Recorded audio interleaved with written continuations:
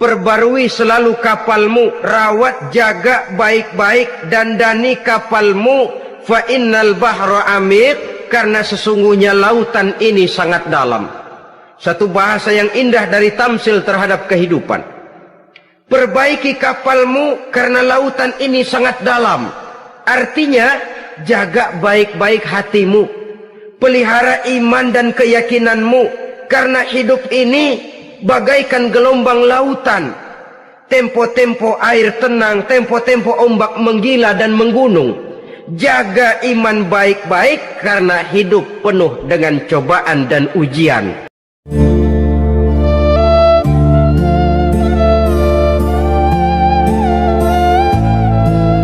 Assalamualaikum warahmatullahi wabarakatuh. Waalaikumsalam warahmatullahi wabarakatuh. Bismillahirrahmanirrahim. Alhamdulillahi rabbil alamin. Wassalatu wassalamu ala ashrafil anbiya'i wal mursalin wa ala alihi wa ashabihi al-mujahidin at-tahirin, amma ba'du. Bersabda Rasulullah sallallahu alaihi wasallam, "Iza sarratka hasanatuka wa sa'atka sayyi'atuka fa anta mu'min." Apabila perbuatanmu yang baik menyebabkan engkau bahagia, apabila perbuatanmu yang baik menyebabkan engkau gembira, dan perbuatanmu yang jahat menyebabkan engkau jadi susah, itulah tanda bahwa di hatimu masih ada iman. Artinya, belum tentu orang yang berbuat baik merasa bahagia dengan kebaikan yang dikerjakannya. Dan tidak selamanya orang yang berbuat jahat sanggup menyesali perbuatan jahatnya. Oleh karenanya, apabila iman masih ada, apabila hati masih hidup, perbuatan yang baik menyebabkan orang gembira, perbuatan yang jahat menyebabkan orang susah dan gelisah hatinya. Ini mengandung pelajaran. Sekali kita berbuat baik, jangan sekali-kali menyesali kebaikan itu. Sebaliknya, satu kali kita melakukan kesalahan, hendaknya selalu menyesalinya. Kadang-kadang dalam kehidupan, karena orang tempat kita berbuat baik itu rupanya membalas air susu dengan air tuba, kita lalu menyesali kebaikan. Lahirlah kata-kata, nyesal saya nolong dia. Ibarat pepatah katanya, nolong anjing kejepit.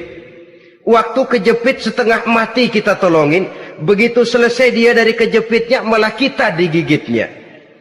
Saudara hadirin yang saya muliakan, dalam kehidupan sehari-hari barangkali ini kena filsafat yang disebut dorong mobil mogok. Ketika mobil mogok setengah mati kita dorong, begitu mesin hidup ditinggalkannya kita di belakang. Sesungguhnya perbuatan kita yang baik tidak harus disesali, karena disesali atau tidak, toh perbuatan itu sudah kita lakukan. Dan penyesalan atas segala kebaikan hanya akan mengurangi nilai pahala kebaikan itu sendiri. Berbahagialah apabila berbuat baik, walaupun orang yang kita melakukan kebaikan membalasnya dengan kejahatan. Menyesalah apabila berbuat kesalahan, apabila melakukan dosa, karena itu pertanda nilai iman yang masih hidup dalam jiwa kita. Saudara-saudara kaum muslimin yang berbahagia, jadi sungguh pun pahala dan dosa sesuatu yang abstrak, efeknya jelas dia mendatangkan kebahagiaan atau membawa kepada kegelisahan batin di dalam kehidupan manusia. Orang di zaman materialis kurang terangsang berbuat pahala dan terdorong melakukan dosa. Kenapa? Karena pahala tidak kelihatan, dosa tidak nampak. Kalau pahala kelihatan, barangkali nggak kuat kita mikul pahala.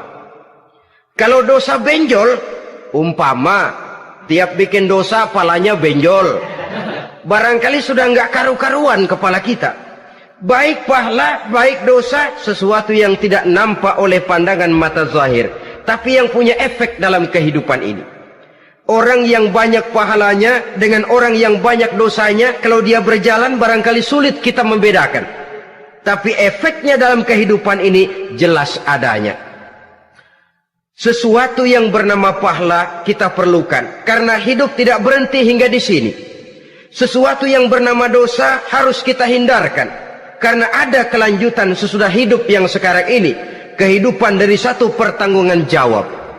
Itu sebabnya Imam Ghazali dalam bahasa yang indah sekali berpesan, jaddidis safinah fa innal bahra amiq wa khuziz zad fa inna safara ba'id. Perbarui selalu kapalmu, rawat, jaga baik-baik, dandani kapalmu, fa innal bahra amiq, karena sesungguhnya lautan ini sangat dalam. Satu bahasa yang indah dari tamsil terhadap kehidupan. Perbaiki kapalmu karena lautan ini sangat dalam. Artinya jaga baik-baik hatimu, pelihara iman dan keyakinanmu, karena hidup ini bagaikan gelombang lautan.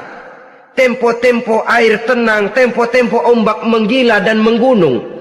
Jaga iman baik-baik karena hidup penuh dengan cobaan dan ujian. Itu maksudnya. Wa khuziz zad fa inna safara ba'id.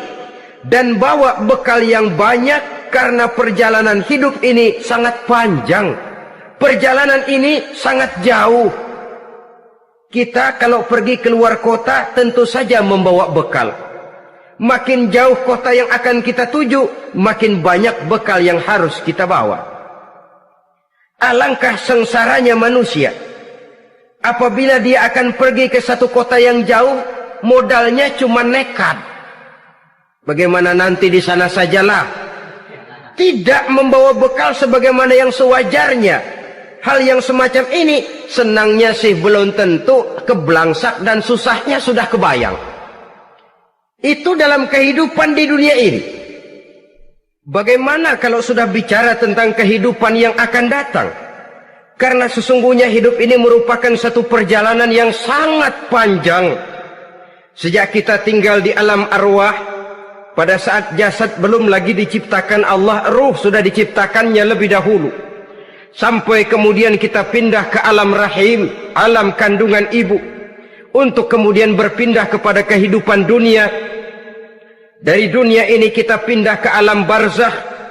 Di sana tinggal kita 100 tahun mungkin, 100.000 tahun mungkin, 1 juta tahun mungkin, menunggu saat datangnya kiamat. Lalu dari alam barzakh pindah kita ke alam akhirat, satu perjalanan yang sangat panjang.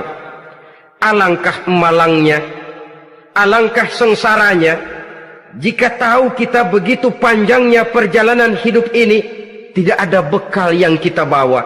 Artinya kesengsaraan, kesulitan yang bertali-tali sudah jelas akan menimpa kita. Kalau pergi kita keluar kota membawa bekal uang, membawa bekal makanan, apa bekal yang mesti kita bawa? Apabila kita kembali ke alam barzakh, kembali ke alam kubur, berkumpul di padang mahsyar di akhirat nanti, nasi yang mau kita bawa, uang yang mau kita bawa, tentu tidak lagi. Karena kehidupan materialis selesai di atas liang lahat. Bila masuk kita ke liang lahat, disitulah pahala dan dosa memegang peranan yang sangat penting. Maka pada pertemuan malam ini kita akan bicara tentang pahala dan dosa itu. Saudara-saudara kaum muslimin rahimakumullah, yang dinamakan pahala, kata Imam Ali Al-Jurjani dalam kitab At-Ta'rifatnya, ma yastahiqqu bihi rahmatu wal maghfiratu minallahi ta'ala. Sesuatu yang pelaksananya berhak untuk mendapat rahmah dan ampunan dari Allah. Dengan kata lain, nilai pahala adalah akibat dari perbuatan-perbuatan di dalam melaksanakan perintah dan anjuran yang ada di dalam kehidupan agama. Apabila perintah dan anjuran kita laksanakan, nilai pahala itu lalu datang. Nah, nilai pahala dalam Islam menurut konsepsi Quran, Allah menjelaskan, man jaa bil hasanati falahu asyru amsalihha. Barang siapa yang datang membawa satu kebajikan, barang siapa yang melaksanakan satu kebaikan, maka dia akan mendapat balasan 10 kali dari kebaikan yang dikerjakannya. 10 kali ini pun masih dilipat gandakan dengan 7. 7 ini pun masih dikalikan 100. Dan itu pun masih ditambah dengan pernyataan wallahu yudha'ifu liman yasha. Allah masih akan melipat gandakan perbuatan baik seseorang yang dikehendakinya. Itulah nikmatnya dalam Islam. Tetapi sebaliknya, wa man jaa'a bisayyi'ati fala yujza illa mislaha. Barang siapa yang melakukan satu kejahatan, dia tidak akan mendapat balasan kecuali sesuai dengan kejahatan yang dikerjakannya. Alangkah rahman dan rahimnya Allah. Orang yang berbuat baik dibalas 10, dikali 7, dikali 100, masih dilipat gandakan pula. Tapi orang yang berbuat jahat tidak akan mendapat balasan kecuali sesuai dengan kejahatan yang dikerjakannya. Ini kan beda dengan sifat kita manusia. Kita ini kadang-kadang kalau dijitak membalasnya mukul. Tapi kalau orang berbuat baik kepada kita, kita enggan untuk berbuat baik kepada orang tadi. Allah tidak mengajarkan begitu. Satu kebaikan berbalas 10. Satu kejahatan berbalas dengan satu kejahatan. Maha Rahman dan Rahim Allah. Bahkan dalam Islam, niat berbuat baik saja mendapat pahala.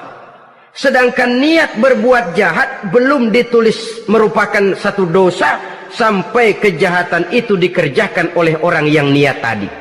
Umpamanya, saudara niat nanti malam giliran pengajian saya mau hadir di majelis taklim. Pas datang waktu malam hujan turun sangat lebat.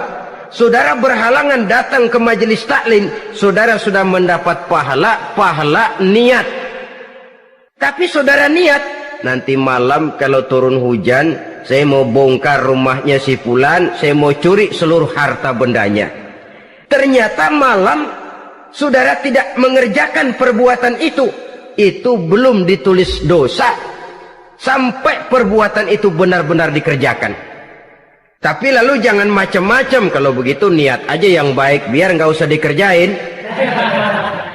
Niat aja pengen ngaji walaupun tidak ada niatan untuk ngaji. Allah lebih tahu tentang apa yang terdetik di dalam hati sanubari kita. Itulah sebabnya sangat dianjurkan orang untuk melakukan segala macam kebajikan, dan dianjurkan orang menjauhkan segala macam bentuk kejahatan, karena dia akan berefek melahirkan dosa dan pahala. Dosa dan pahala itulah alat untuk memperoleh kebahagiaan di alam kubur, di padang mahsyar, sampai di akhirat nanti. Di dunia ini mungkin segalanya bisa kita beli dengan yang namanya uang. Keamanan kita bisa menyewa petugas untuk menjaga rumah kita. Kendaraan yang mewah bisa kita beli. Udara yang sejuk bisa kita ciptakan. Siapa banyak uang, dia raja. Mungkin itu di dunia. Tapi bisa apa uang kalau kita sudah masuk ke alam kubur? Bisakah munkar nakir kita sogok? Udah karkir, jangan nanya nih, cepet. Bisakah malaikat azab menyingkir dengan uang semir? Ternyata tidak. Untuk memperoleh kebahagiaan di sana, nilai pahala. Kesengsaraan akan kita dapat kalau kita banyak menumpuk dosa. Oleh karena itu jangan beranggapan pahala nggak kelihatan, dosa juga nggak kelihatan, biarin saja. Yang tidak kelihatan ini pada waktunya akan memegang peranan yang sangat penting. Tapi tidak cuma untuk menghadapi hidup di situ kita lalu harus berbuat baik dan meninggalkan yang jahat. Terutama juga di dunia ini. Toh pepatah bilang gajah mati meninggalkan gading, harimau mati meninggalkan belang. Apa yang akan kita tinggalkan setelah kita mati? Kita ingin jasad kita boleh hancur terkubur tanah, tapi nama kita ingin hidup terus, dikenang orang 100, 1000, bahkan 1.000.000 tahun yang akan datang. Ditulis orang dengan tinta emas dalam sejarah, tercatat kita sebagai orang baik-baik. Saudara-saudara kaum muslimin rahimakumullah. Lalu perbuatan apa yang bisa mendatangkan pahala itu? Saudara-saudara, semua perbuatan yang diperintah dan dianjurkan oleh Allah, yang dikerjakan dengan ikhlas hanya untuk mencapai ridho Allah, mendatangkan pahala. Kadang-kadang menurut pendapat kita remeh, tapi nilainya di sisi Allah besar. Itu pahala. Menghitung pahala itu hak prerogatif Allah. Perbuatan yang ringan Allah mau berikan ganjaran yang besar, itu urusan Allah. Misalnya, kata Nabi, la tahkiranna minal ma'rufi syai'an. Jangan kamu menganggap remeh perbuatan baik walaupun kecil. Jangan merasa sulit melakukan perbuatan yang mengandung pahala. Bertemu dengan teman, muka kita cerah, berpahala. Menyingkirkan duri di jalanan, berpahala. Menolong orang yang sesat, memberitahu orang yang bertanya, berpahala. Tidak sulit kalau kita mau. Yang diperintah dan dianjurkan oleh agama, itu perbuatan yang mengandung nilai-nilai pahala. Masalahnya cuma tinggal mau atau tidak, dan dikerjakan dengan ikhlas. Bertemu teman, mukanya cerah, pahala. Menyingkirkan duri di jalanan, pahala. Sodakoh, pahala. Tidak berupa perbuatan, bisa berupa ucapan. Misalnya bersolawat, pahala. Bertasbih dan bertahmid, pahala. Kata Nabi, kalimatani khafifatani 'alal lisan, saqilatani fil mizan. Ada dua kalimat yang enteng di lidah tapi berat di timbangan akhirat nanti. Apa itu? Subhanallah walhamdulillah. Itu kan amalan yang ringan, perbuatan yang mudah saja, tapi nilainya demikian besar dalam pandangan Allah. Jadi pendeknya, perbuatan yang bernilai pahala adalah perintah dan anjuran agama yang dilaksanakan dengan ikhlas semata-mata untuk mencapai ridho Allah, itu mengandung pahala. Niat dasarnya itu harus karena Allah, landasannya harus karena ikhlas. Bukan cuma sekedar basa-basi, tidak karena ingin dipuji orang, tidak karena mengharap tanda jasa, tapi ikhlas semata-mata. Dari perbuatan yang paling kecil dan mudah sekali sampai kepada amalan-amalan yang besar dan memerlukan biaya yang besar, seperti melaksanakan ibadah haji, seperti jihad fi sabilillah, membangun masjid, membangun pondok-pondok pesantren, membangun pusat-pusat kesehatan, membangun jalan-jalan umum, termasuk menjaga keamanan. Jangan dikira loh, siskamling umpamanya, menjaga keamanan kampung tidak berpahala. Kalau diniatkan ibadah, menjaga ketenangan warga supaya mereka tekun ibadah, ikhlas karena Allah, itu juga bernilai ibadah. Keluar kita dari rumah, pergi pagi, pulang sore, peras keringat, banting tulang cari nafkah buat menghidupi anak istri kita. Kalau diniatkan ibadah, melaksanakan kewajiban sebagai kepala rumah tangga, membantu orang tua sebagai anak, itu juga perbuatan-perbuatan yang mengandung pahala. Yang terbaik sesuai dengan bidang kehidupan kita. Ada orang yang dinamakan abid, ahli ibadah, pahala yang paling baik bagi dia, banyak-banyak tahajud, sembahyang malam, wirid, zikir, tasbih. Ada yang dinamakan orang alim, pahala yang paling baik buat orang macam ini, mengajar, menyebarkan ilmu, mendakwahkan Islam. Ada yang disebut wali, pejabat pemerintah, petugas. Amalan pahala yang paling baik buat orang semacam ini, melayani masyarakat, bekerja di bidangnya sesuai dengan profesinya.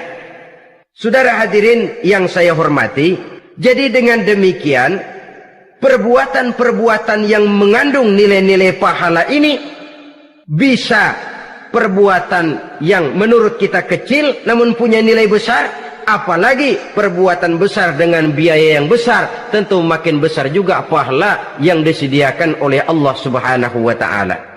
Oleh karenanya, kalau kita bercermin dari ayat Quran, hidup ini kesempatan untuk berbuat baik. Huwallazi khalaqal mauta wal hayata liyabluwakum ayyukum ahsanu amala. Dialah Allah, Tuhan yang telah memberikan hidup dan mati kepadamu untuk menguji kamu, siapa di antara kamu yang paling baik amal perbuatannya. Jadi tidak saya rinci, tapi cukuplah satu penjelasan global.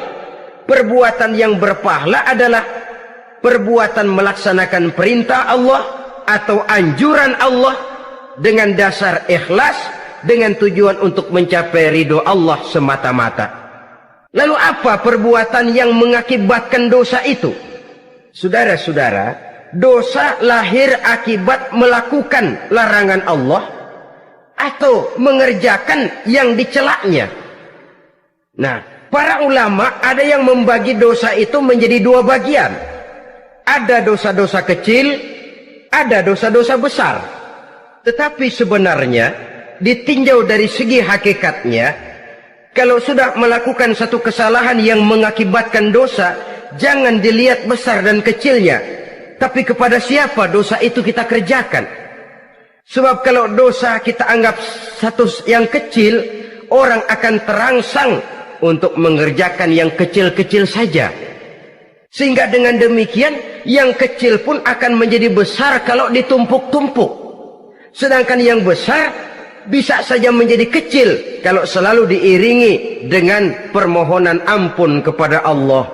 Itu sebabnya para ulama sufi, orang-orang tasawuf mengatakan, la saghair ma'al istimrar wala kabair ma'al istighfar. Tidak ada dosa yang kecil kalau dikerjakan terus-menerus, dan tidak ada dosa yang besar kalau digempur tiap saat dengan perbuatan istighfar atau memohon ampun kepada Allah Subhanahu wa taala. Cuma saja pada umumnya, karena dosa-dosa kecil itu lebih mudah taubatnya, dan ada janji Nabi, barang siapa yang meninggalkan dosa-dosa besar akan diampuni dosa-dosanya yang kecil-kecil. Oleh karena itu, pada kesempatan ini kita akan juga bicarakan apa saja yang termasuk klasifikasi dosa-dosa besar, dengan harapan kita bisa menjaga diri, menyelamatkan diri, jangan sampai terjatuh ke dalam dosa-dosa yang besar tadi. Tetapi bukan berarti kita harus terangsang melakukan dosa-dosa yang kecil. Ah, biarin kecil ini, tobatnya gampang. Ah, dosa kelas teri. Ah, dosa itu kan tidak kelihatan. Lalu terangsang melakukan perbuatan dosa-dosa walaupun kecil. Kalau berlarut terus-menerus, dia akan tumbuh menjadi dosa yang besar. Oleh karenanya, jangan sampai mengundang pengertian kalau kita membicarakan dosa-dosa yang besar lalu terangsang melakukan dosa-dosa yang kecil. Karena bagaimanapun juga dosa kecil dan dosa besar sama dalam arti kepada Allah kita melakukan kesalahan. Dan dosa yang kecil pun kalau bertumpuk, dia akan menjadi banyak. Saudara-saudara kaum muslimin rahimakumullah, ada beberapa jenis dosa-dosa besar. Jenis yang pertama, asyirku billah, syirik atau menyekutukan Allah. Dari sekian deretan dosa-dosa besar, syirik ini merupakan bapak moyangnya dosa. Dedengkotnya dosa, itu syirik, menyekutukan Allah. Bahkan dosa yang lain Allah masih mau mengampuni. Tapi kalau sudah syirik, menyekutukan Allah, itu sudah satu dosa yang tidak berampun sama sekali. Oleh karena itu tepat pesan Imam Ghazali tadi, jadi di safinah fa innal bahra amik, jaga iman, pelihara akidah, dandani kapal, karena hidup ini gelombang lautan sangat dalam, hidup banyak cobaan.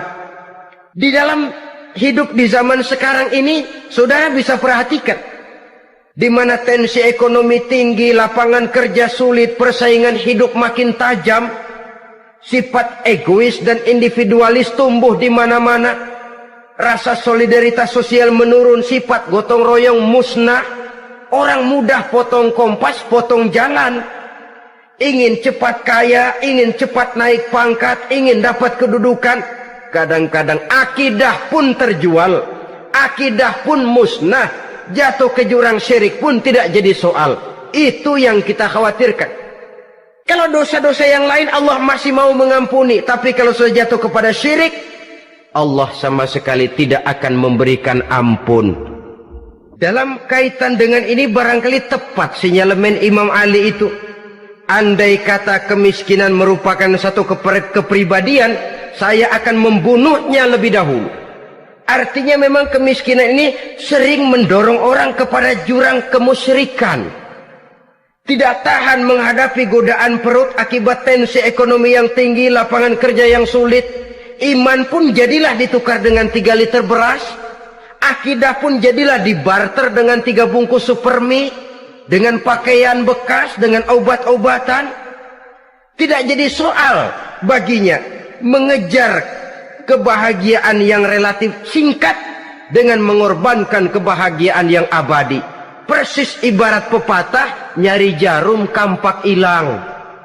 Mencari sesuatu yang kecil, yang besar jadi sia-sia. Membela perut, mengorbankan akidah. Na'udzubillah summa na'udzubillah. Saudara-saudara kaum muslimin rahimakumullah. Ini fakta. Ini kenyataan. Dan hal semacam ini tidak bisa diatasi cuma dengan ceramah, simposium, diskusi, seminar. Apalagi Nabi berpesan, solahu ummati bil ilmi wal mal. Umatku hanya bisa menjadi baik akidahnya dengan ilmu dan harta. Itu bahasa Nabi. Kalau bahasa kita sekarang, dengan ekonomi dan pendidikan. Ilmu, pendidikan, ekonomi, harta. Tanpa itu sangat besar kemungkinan kita bisa menjual akidah terjerumus di lembah kemusyrikan. Maka terutama kepada saudara-saudara saya, muslimin yang terpencil jauh dari kota-kota besar, yang kadang dalam kehidupan seharinya imannya sering digoda oleh supermi, akidahnya sering ditantang oleh pembagian beras, pakaian-pakaian bekas, obat-obatan dan sebagainya. Jaga dan bentengi akidah kita. Lebih baik nyawa berpisah dari badan, asal iman jangan berpisah dari hati. Kepada adik-adik saya para remaja, para pemuda di kota-kota besar, yang iman dan akidahnya sering ditantang dengan minuman-minuman keras, fasilitas-fasilitas yang menghanyutkan, yang secara terarah dan praktis sedikit demi sedikit menggiring kita untuk keluar dari nilai-nilai akidah. Hati-hati, jaga baik-baik, sebab intan paling mahal, mutiara paling berharga, tidak lain nilai iman ini. Tergelincir kita daripadanya, jatuh ke lembah kemusyrikan, jatuh ke satu dosa yang teramat besar, yang Allah tidak akan pernah memberikan ampun lagi. Ini dosa besar yang pertama. Yang kedua, qatlun nafsi illa bil haq. Membunuh orang tanpa alasan yang benar. Di zaman kesulitan ekonomi kadang-kadang orang mudah nekat. Tengok saja, kadang-kadang karena pasal uang 100-200 perak saja nyawa bisa melayang. Kadang-kadang karena urusan yang remeh, salah omong, salah ambil, salah ucap, salah pegang, nyawa bisa jadi melayang. Alangkah murahnya nyawa, seakan-akan kita yang punya. Padahal nyawa itu hak milik Allah. Tidak pantas kita merampasnya, tidak pantas kita menghilangkannya dari jasad seseorang. Oleh karenanya, membunuh orang merupakan satu dosa yang sangat besar. Jangankan kepada orang yang seakidah, orang yang lain akidah saja pun, kalau dia hidup berdamai, rukun, berdampingan, kita harus melindungi. Apatah lagi teman seakidah sendiri. Saudara-saudara kaum muslimin rahimakumullah. Pantas kalau Nabi menyatakan, apabila dua orang Islam sudah saling berkelahi, berbunuh-bunuhan, al-qatil wal maqtul finnar, yang membunuh dan yang dibunuh dua-duanya sama-sama masuk neraka. Sahabat heran, ya Rasul, kalau yang membunuh masuk neraka sih wajar, tapi yang terbunuh kok neraka juga, kenapa? Kata Rasul, sebenarnya dia juga cuma sudah niat untuk membunuh, cuma keduluan saja. Andai kata dia tidak terbunuh, tentu dia yang akan membunuh. Saudara-saudara kaum muslimin rahimakumullah, Islam sesuai dengan namanya adalah agama damai. Kita tidak boleh mencari-cari musuh, walaupun tidak boleh lari kalau bertemu musuh. Oleh karenanya, pantang seorang muslim menimbulkan benih keonaran menjadi biang kerok buat lingkungannya. Sesuai dengan namanya, seorang muslim adalah seorang yang dalam hidup senantiasa berusaha menebarkan salam, menebarkan kedamaian, ketenangan dan ketentraman. Dengan prinsip musuh jangan dicari, bertemu pun jangan lari. Yang ketiga, termasuk dalam kelompok dosa besar ini, syurbul khamr, meminum minuman keras. Termasuk di dalam kata khamr ini ganja, morfin, narkotik. Sebab apa? Jenis minuman semacam itu tidak hanya merusak keadaan sekarang, tapi sekaligus merusak kehidupan yang akan datang. Kalau itu jatuh di tangan generasi muda, artinya kan merusak kehidupan masa depan daripada suatu bangsa. Karena apa? Remaja dan pemuda merupakan bentuk miniatur daripada kehidupan bangsa. Akan bagaimana warna umat Islam di Indonesia, bahkan akan bagaimana warna Indonesia 30, 40, 50 tahun yang akan datang, remaja sekarang jawabannya. Kalau remaja kita sekarang ini kerjanya cuma bisa nyekek botol, insya Allah bangsa Indonesia 30-40 tahun yang akan datang akan tumbuh menjadi bangsa teler. Tidak banyak yang bisa kita harapkan. Remaja adalah gambaran masa depan dari satu bangsa, dari satu umat. Dan remaja itu di dalam dirinya secara fitrah terkumpul semua bakat, terdapat semua kemungkinan. Kita ini lahir membawa sifat pemimpin, tapi juga membawa sifat pengacau. Kita ini ada bakat jadi orang jujur, ada bakat jadi pengkhianat. Kita ini ada bakat menjadi orang baik-baik, kita juga punya bakat jadi biang kerok. Kita kemungkinan bisa jadi pemimpin bangsa, tapi juga bisa menjadi pemimpin bangsat. Nanti lingkungan dan pendidikan akan menumbuhkan, membentuk mana yang tumbuh lebih subur. Kalau lingkungan dan pendidikannya lebih banyak bercerita tentang kejujuran, maka nilai kejujuran yang akan tumbuh lebih banyak dalam jiwanya. Dan insya Allah diharapkan dia akan menjadi manusia yang jujur di kelak kemudian hari nanti. Dan masalah minuman keras ini sebenarnya berkait. Kita tidak bisa cuma menyalahkan remaja saja, menyalahkan pemuda saja. Karena bagaimanapun masalahnya kompleks. Menghancurkan sesuatu tanpa melihat kausalnya, tanpa melihat sebab akibatnya, kan sama juga bohong. Kemungkinan karena broken home, kemungkinan karena pergaulan, kemungkinan karena kurang perhatian orang tua, kemungkinan karena akibat bacaan, tontonan, atau fasilitas berupa dibukanya pabrik-pabrik minuman keras, dijualnya minuman-minuman keras, di warung-warung yang remang-remang, yang memberikan kenikmatan, kebahagiaan dan kebanggaan tersendiri, sehingga akhirnya orang terangsang untuk datang dan minum di sana. Pada dasarnya memang sepele, cuman minum, nggak ngerugiin orang lain kan? Iya, pada waktu minum. Tapi dikala sudah mabuk, out of control, apapun bisa kita lakukan. Yang kita ucapkan kita tidak sadari lagi, yang kita kerjakan tidak kita sadari lagi. Dikala itu segala macam kejahatan bukan sesuatu yang tidak mungkin untuk kita laksanakan. Nggak ngerugiin orang lain, memang pada saat mau minum. Tapi begitu minum, mabuk, kita bisa merugikan orang lain. Setidaknya merugikan diri sendiri. Pertumbuhan IQ menjadi lemah, semangat kehidupan hilang, gairah kerja menurun, kalau tidak ada sama sekali. Lalu apa yang bisa kita lakukan di dalam kehidupan? Dan akan lebih celaka kalau ini menimpa kehidupan generasi muda kita. Kadang-kadang yang ironi ya, kalau yang orang tuanya mampu barangkali masih tertolong. Tapi yang orang tuanya kondisi ekonomi lemah masih kepengen teler juga. Orang tuanya nggak mampu masih pengen mabuk. Dari ganja, morfin nggak dapet, akhirnya kaleng cat diisepin. Yang penting kan bisa teler, mendatangkan satu kebahagiaan tersendiri.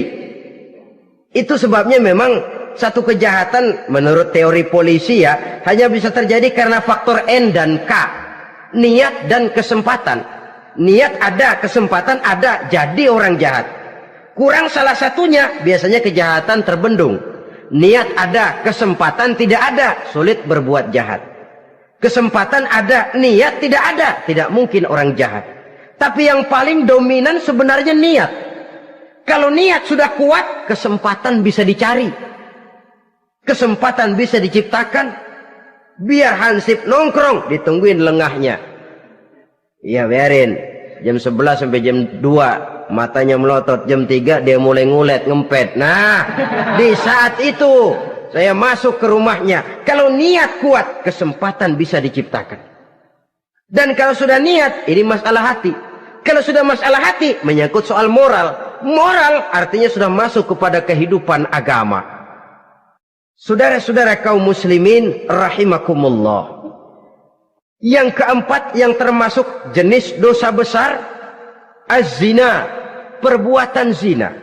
Di zaman pergaulan bebas dengan prinsip free love, free sex ini, tengok sudah berapa banyak gadis-gadis bergelimpangan jadi korban.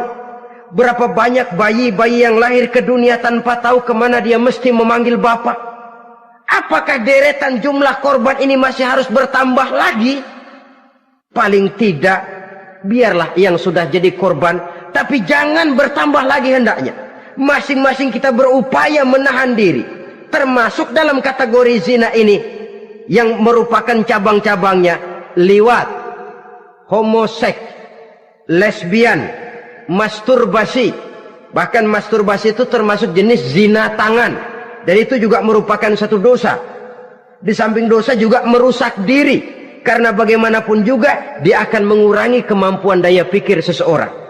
Maka agama memberikan jalan keluar. Pesan Nabi, ya ma'syara syabab, man istata'a minkumul ba'at falyatazawwaj. Hai para pemuda, kata Nabi, barang siapa di antara kamu yang sudah bisa ba'at, yang sudah mampu ba'at. Ba'at itu artinya memberikan nafkah, baik nafkah zahir maupun nafkah batin. Falyatazawwaj, maka hendaklah dia kawin. Jadi yang maksud ba'at ini ya nafkah zahir, ya nafkah batin. Kita kadang-kadang cuma bisa ngasih nafkah batin saja sudah merasa pokoknya kan saya sanggup untuk kawin, lalu kawin tanpa kehilangan, dengan kehilangan pertimbangan. Saudara-saudara, wa illam yastati, adapun kalau dia belum mampu, fa alaihi bisyam, hendaknya dia banyak puasa. Fa innahu lahu wija, karena puasa itu akan merupakan benteng jangan sampai orang memperturutkan hawa nafsunya. Andai kata puasa belum hobi, banyaklah olahraga para pemuda, para remaja. Karena dengan olahraga, pemikiran untuk memperturutkan hawa nafsu agak sedikit terkendali dan energi tersalurkan dalam bentuk yang positif. Pendeknya kreatif, banyak kegiatan. Ini pesan Imam Syafi'i tepat itu. Kata beliau, inni ra'aitu wuqufal ma'i yufsiduh, insala toba wa illam yajri lam yatib. Aku melihat air kalau diam rusak, tapi kalau dia mengalir jernih. Air kalau ngendap, nggak ngalir, nyamuk nyarang di situ, bisa jadi sumber penyakit. Manusia hidup begitu. Kalau nggak punya kegiatan, nggak kreatif, kerjanya cuma delohom, ayam-ayam, akhirnya jadi ngerusak. Ngomongin orang, si Ano ngapa? Ano. Kebangetan nggak ngapa-ngapain, orang aja dipontenin. Orang diomongin, lahirlah namimah, lahirlah ghibah. Saudara-saudara, air itu kalau ngendap ada aja yang nyarang. Tapi kalau dia ngalir, orang ada kesibukan, insya Allah dia tidak akan jatuh kepada sesuatu yang bisa mengundang dosa. Isilah waktu dengan hal-hal yang bermanfaat. Karena hidup ini singkat dan tidak berjalan mundur ke belakang. Mundur hancur, berhenti diinjak orang. Sekali melangkah, jangan surut mundur ke belakang. Homoseks terlepas dari penyakit kejiwaan. Sekarang ini kan sudah ada persatuan kaum gay katanya. Meminta perlakuan yang sama dan agar dibolehkan kawin sesama mereka. Secara manusiawi boleh, secara manusiawi kita hargai mereka. Tapi dari kacamata agama ini jelas merupakan penyimpangan. Dan penyimpangan merupakan suatu dosa. Terlepas dari pertimbangan manusiawi. Jangan karena terlalu memperturutkan suara manusiawi lalu kita mengesampingkan agama. Termasuk lesbian, wadon karo wadon. Kalau homo itu kan lanang karo lanang katanya. Saudara-saudara kaum muslimin rahimakumullah, ini bukan penyakit baru. Liwat, homoseks sudah dikenal dari zamannya Nabi Lut. Laki dengan laki. Lesbian dari zaman istrinya Nabi Lut. Terlepas dari penyakit kejiwaan, dari segi agama ini merupakan penyimpangan dan merupakan dosa yang besar. Yang kelima yang termasuk jajaran dosa kelas kakap, qazful mu'minina wal mu'minat, menuduh orang mukmin yang baik-baik, laki atau perempuan, melakukan perbuatan zina sehingga hancur namanya di masyarakat. Ini merupakan satu perbuatan dosa yang sangat besar dan sangat dimurkai oleh Allah. Saudara-saudara kaum muslimin rahimakumullah. Oleh sebab itu tentang masalah ini, kalau memang tidak ada saksi, jangan sembarang kita enteng lidah menuduh orang lain berbuat zina, menuduh orang lain berbuat serong. Dosanya kelewat besar di dalam kehidupan. Karena apa? Mencari harga diri itu berat, memelihara kehormatan diri jauh lebih berat. Satu kali orang dihancurkan namanya di masyarakat, dia akan terisolir jadinya. Oleh karenanya berlindung kita kepada Allah, jangan sampailah dihinggapi oleh sifat ini. Karena sentimen kita kepada seseorang, karena hasad kita kepada seseorang, tidak senang melihat orang lain lebih maju, lalu lidah ini seenaknya saja mengucapkan kata. Padahal sanksi dan resikonya sangat besar. Yang kita tuduh barangkali mendapat pahala dari Allah. Kita sendiri yang menuduh tanpa saksi, tanpa alasan yang benar, mendapat dosa yang sangat besar. Saudara-saudara, memang kadang-kadang aneh dalam hidup ini. Seorang pelacur biasanya bisa menjaga mulutnya di masyarakat, kata-katanya baik, sopan. Kenapa? Karena mulut yang satu sudah tidak terjaga.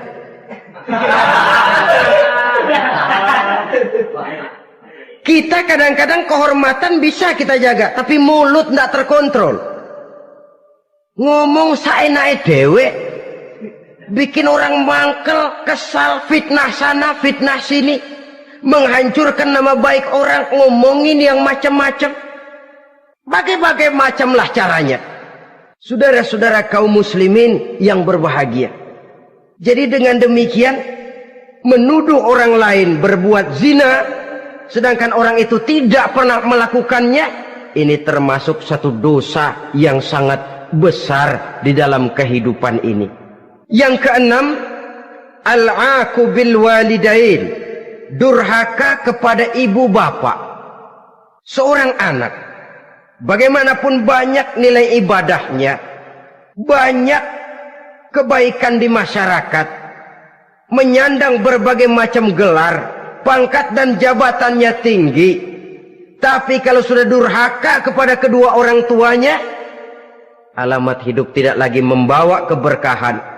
Dan itu dosa yang sangat besar. Sampai Nabi sabdakan, ridho Allah ada di dalam keridhaan ibu bapak, murka Allah pun ada di dalam kemurkaan ibu dan bapak. Walaupun belum tentu setiap kita orang tua, tapi yang jelas setiap kita adalah anak, dan setiap anak punya ibu dan bapak. Jangan sampai kacang lupa kepada kulitnya. Saudara-saudara kaum muslimin rahimakumullah, durhaka kepada ibu bapak merupakan perbuatan yang sangat dimurkai oleh Allah. Apalagi ibu yang telah melahirkan kita, bahkan mengandung kita. Begitu juga bapak yang telah berusaha peras keringat banting tulang untuk mengasuh membesarkan kita. Tidak ada perbuatan baik yang kita lakukan untuk bisa menebus kebaikan daripada ibu dan bapak kita. Setidaknya kalau belum bisa berbuat baik kepadanya, kepada keduanya, janganlah menyakiti hati keduanya. Itu saja dulu yang harus dijaga. Kadang-kadang sudah berbuat baik enggak, nyakitin melulu. Sudah nyenangin belum bisa, saban sehari nyakitin saja. Padahal kedua orang tua itu doanya manjur, sebagaimana sumpahnya juga bisa jadi kenyataan, dan sering bahkan menjadi kenyataan. Sampai ibu bapak sudah wafat, sudah meninggal sekalipun, kewajiban berbakti masih harus terus dilakukan oleh seorang anak. Lalu yang ketujuh, at-tawalli yaumaz zahfi, berpaling pada hari pertempuran. Orang sedang sibuk-sibuk menghadapi musuh, maksudnya berjuang membela agama ini, dia lari menyelamatkan diri. Pengecut, mental munafik. Ayo, kalau demi agama, mari kita maju ke depan. Allahu Akbar. Yang besar Allah, yang lain kecil semua. Maju. Orang lain maju serentak, dia mundur jauh ke belakang. Mental munafik, mental calo istilah sekarang ini. Oh, itu calo, mental calo. Tuhan gedek banget itu. Coba ya, calo itu paling sibuk nyuruh penumpang naik. Tapi sementara penumpang naik sampai ke tempat tujuan masing-masing, calonya nggak kemana-mana, diem aja di situ. Cuma orang aja disuruh naik. Saudara-saudara, kerja bakti, orang turun ke comberan, dia naik ke tempat tidur. Mundur di hari pertempuran, menyebabkan orang lain gugur, dia sendiri menyelamatkan diri. Mental pengecut, mental munafik, itu merupakan dosa yang sangat besar. Saudara-saudara kaum muslimin rahimakumullah, itu sebabnya agama itu memerlukan keberanian memang, tapi bukan keberanian yang tanpa perhitungan. Sebab berani tanpa berhitung namanya berani babi. Kita berani kalau benar, kita harus takut kalau salah. Jangan dibalik. Salah berani, nekat namanya. Benar takut, pengecut namanya. Orang yang pengecut adalah orang yang takut membela kebenaran. Orang yang nekat sesungguhnya udah salah nggak malu lagi, udah salah nekat lagi, merasa rugi berbuat kebaikan, puas kalau berbuat kejahatan. Padahal Nabi pesan, siapa yang berbuat dosa sambil tertawa, nanti dia akan masuk neraka sambil menangis. Karena itu dipesan pula di dunia ini, sering-seringlah mencuci mukamu dengan air mata taubat. Cuci lidahmu dengan zikir kepada Allah. Bersihkan hatimu dengan air ikhlas. Saudara-saudara kaum muslimin rahimakumullah. Kan ada toh orang berbuat baik nggak gembira, tapi berbuat jahat malah puas. Atau sama saja, orang lain berbuat baik, hatinya kesel. Orang lain berbuat jahat, dia malah mendukung. Atau orang lain tergelincir berbuat jahat, dia malah girang. Ini kan tidak objektif. Karena yang berbuat baik, orang yang dia keselin, dia nggak seneng. Tetapi karena yang berbuat jahat, orang yang dia senengin, dibenerin juga. Itu nggak objektif namanya. Mundur di hari pertempuran pada saat saudara-saudara kita sedang menghadapi musuh, sikap pengecut yang sangat dibenci Allah. Yang kedelapan, termasuk kelompok dosa besar, aklu malil yatim, makan harta anak yatim. Kadang-kadang ada orang mengeksploitir loh nasib anak-anak yatim. Karena biasanya para dermawan peka kalau mendengar nasib yatim, memberikan santunan. Si yatim belum makan, yang ngurusin udah pada kenyang. Mengeksploitir, memakan harta anak yatim termasuk dosa yang sangat besar. Sehingga Nabi pesan, ana wa kafilul yatim kahataini yaumal qiyamah. Aku dan orang yang menyantuni anak yatim seperti dua jari ini di hari kiamat. Rumah yang paling dimuliakan Allah adalah rumah yang di dalamnya ada anak yatim yang hidupnya dihormati, hidupnya disantuni, keperluannya dicukupi. Maaf saja, tahap kita menyantuni anak yatim ini baru tahap setahun sekali. Kalau Muharram kita agungkanlah, kita besarkan. Lebaran yatim katanya. Kita kumpulkan dana, kita usap kepala yatim, kita kumpulkan beras, kita bagikan hari itu. Perkara bulan depan kelaparan, kita tutup kuping.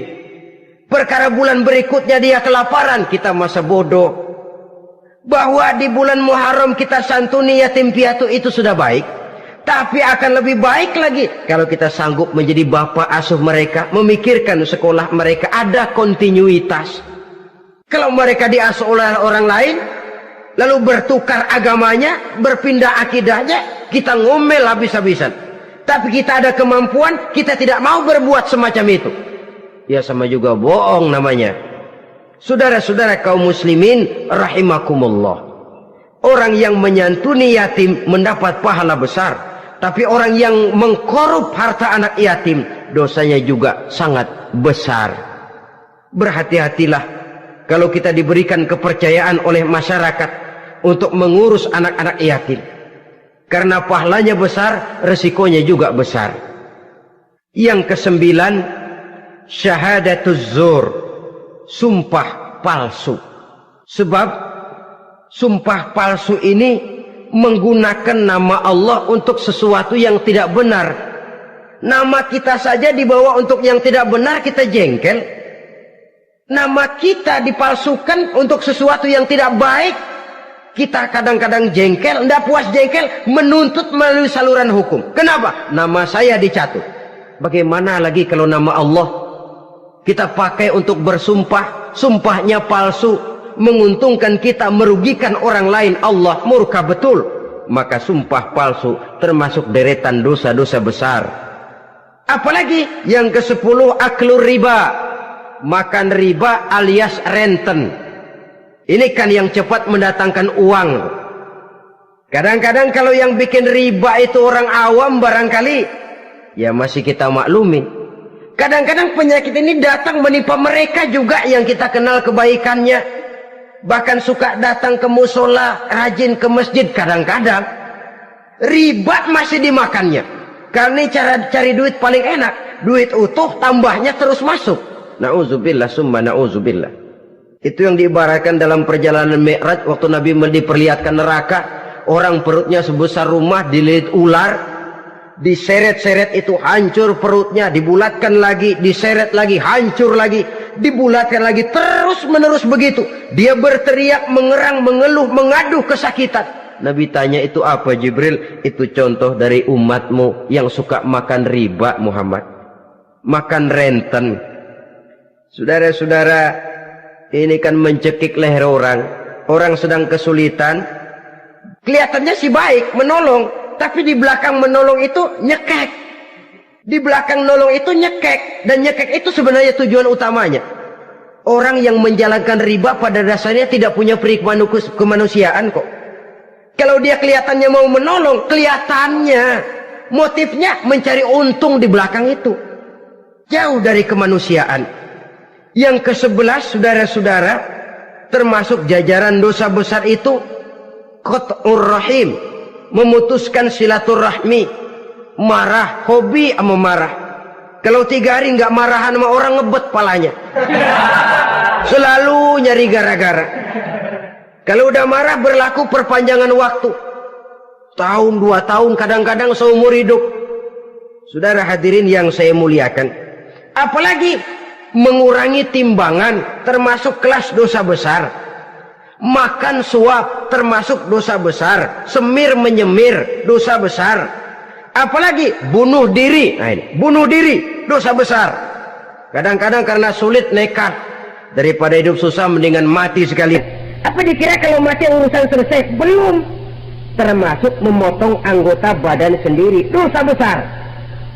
Kayak belum lama ada kesulitan ekonomi, mau lebaran, alat vitalnya dipotong. berita-berita koran, itu pun dosa besar. Nah kan badan saya sendiri, ya badanmu sendiri, tapi yang ciptakan Allah, yang berikan Allah, kenapa mesti dipotong? Karena kesulitan ekonomi, alat vitalnya sendiri dipotong. Ya namanya alat vital, kalau sudah nggak ada yang vital kan hampa hidup ini. Tapi lalu kehilangan pertimbangan.